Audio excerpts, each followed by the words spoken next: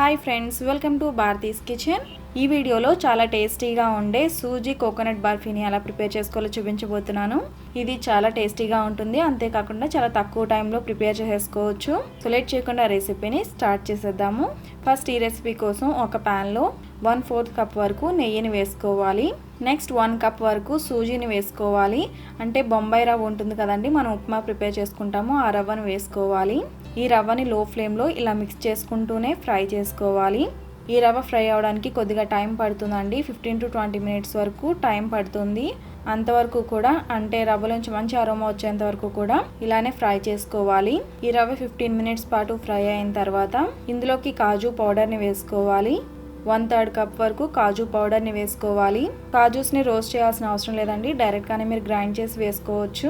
మరి మెత్తగా పొడిగా కాకుండా బరకగా గ్రైండ్ చేసుకున్న కాజు పౌడర్ని 1/3 కప్ వరకు వేసుకోవాలి. ఇందులో ఈ కాజు పౌడరే కాకుండా ఇంకా బాదం పౌడర్ కూడా వేసుకోవచ్చు.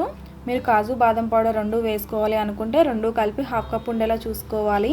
కాజు పౌడర్ వేసిన తర్వాత మళ్ళీ 3 to 5 మినిట్స్ వరకు లో ఫ్లేమ్లోనే ఇలా మిక్స్ చేసుకుంటూ ఫ్రై చేసుకోవాలి.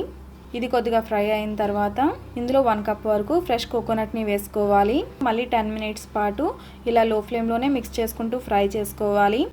ఈ స్వీట్ ప్రిపేర్ చేసినంతసేపు కూడా స్టవ్ లో ఫ్లేమ్లోనే ఉంచి ఫ్రై చేసుకోవాలి. కొబ్బరి వేసిన తర్వాత ఇది ఫ్రై అవ్వడానికి కనీసం 5 to 7 మినిట్స్ వరకు టైం పడుతుంది. నెక్స్ట్ కొబ్బరి కూడా బాగా ఫ్రై అయిన తర్వాత ఇందులో 1 కప్ వరకు పంచదారని వేసుకోవాలి. స్వీట్ నార్మల్గా తినే వాళ్ళకి ఈ స్వీట్ సరిపోతుందండి. స్వీట్ కొంచెం ఎక్కువ తినేవారు 1.5 కప్ వరకు కూడా మీరు షుగర్ని యాడ్ చేసుకోవచ్చు. నెక్స్ట్ ఇందులోనే 1 కప్ వరకు వేడి పాలను వేసుకోవాలి. పాలు వేసిన తర్వాత లమ్స్ ఏం ఫామ్ అవ్వకుండా మిక్స్ చేస్తూనే ఉండాలి.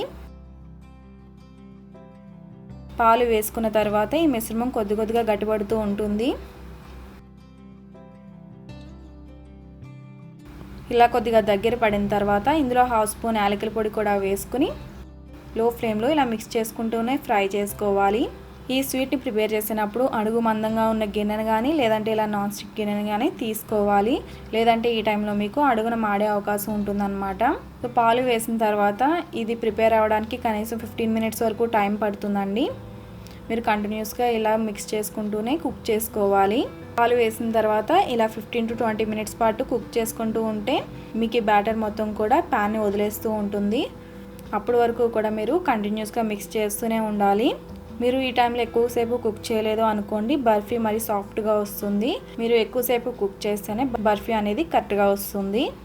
సో మనకి ఇలా ప్యాన్ని వదిలేస్తూ ఉందనుకోండి, ఈ బర్ఫీ బ్యాటర్ మనకి ప్రిపేర్ అయిపోయినట్లే. నెక్స్ట్ స్టవ్ ఆఫ్ చేసుకుని ఒక ప్లేట్కి కానీ లేదంటే ఒక మౌల్డ్కి కానీ ఇలా ఆయిల్ని కానీ లేదంటే నెయ్యిని కానీ గ్రీస్ చేసుకుని ప్రిపేర్ చేసి పెట్టుకున్న మిశ్రమాన్ని కూడా వేసుకుని ఒక స్పాచులాతో కానీ లేదంటే గరిటతో కానీ ఇలా అడ్జస్ట్ చేసుకోవాలి. మీకు బర్ఫీ ఎంత మందంగా అయితే కావాలో అంత మందంగా ఇలా ఒత్తుకోవాలి. సో ఇలా నీట్గా అడ్జస్ట్ చేసుకున్న తర్వాత వీటిపైన మీరు డ్రై ఫ్రూట్స్తో గార్నిష్ చేసుకోవచ్చు, లేదంటే మీ దగ్గర సిల్వర్ లీవ్స్ ఉంటే వాటితో కూడా డెకరేట్ చేసుకోవచ్చు. నెక్స్ట్ ఇది కొద్దిగా చల్లారిన తర్వాత అంటే కొద్దిగా గోరువెచ్చగా ఉన్నప్పుడు వీటిని మీకు నచ్చిన షేప్లో కట్ చేసుకోవచ్చు.